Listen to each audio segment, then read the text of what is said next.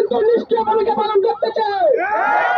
আমরা বলে দিতে চাই, আপনারা স্বতন্ত্র বাহিনী হিসেবে এখনো জনগণের কল্যাণের জন্য কাজ করেন, আপনারা নির্ভদ্র কাজ করেন।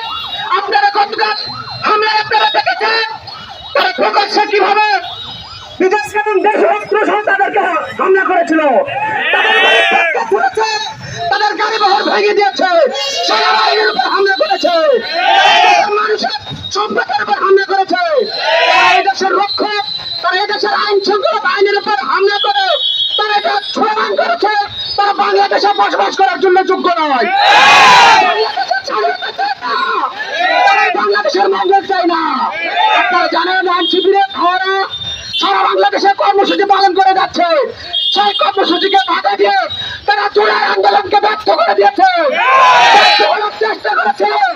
তাদেরকে বলে দিতে চাই তারা যেন মনে রাখে এই গোপালগঞ্জ সামান্যের পিছনে না, সারা বাংলাদেশ আমরা স্বাধীন করেছি, আওয়ামী লীগকে মুক্ত করেছি, গোপালগঞ্জকে মুক্ত করতে ওয়ান টিম লাগবে না।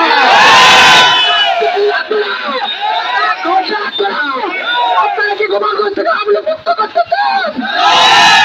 মুক্ত করতে চান?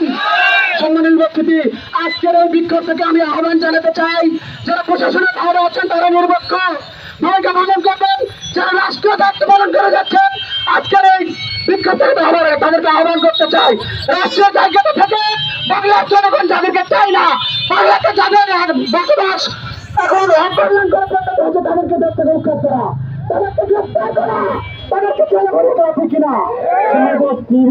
বাংলাদেশ জামাত ইসলাম আগামী 19 একটি মহাসমাবেশের আয়োজন করেছেন। এই সমাবেশ জাতীয় ঐক্যের সমাবেশ, এই সমাবেশ বাংলাদেশের মানুষের কল্যাণের সমাবেশ, এই সমাবেশ আগামী দিনে ছাত্র নির্বাচনের সমাবেশ। এই সমাবেশকে সফল করার মধ্যে আমরা বাংলাদেশের মধ্যে ঐক্যবদ্ধ ভূমিকা পালন করি ইনশাআল্লাহ। সবাই আগামী 19 দিনের সমাবেশকে সফল করার মধ্যে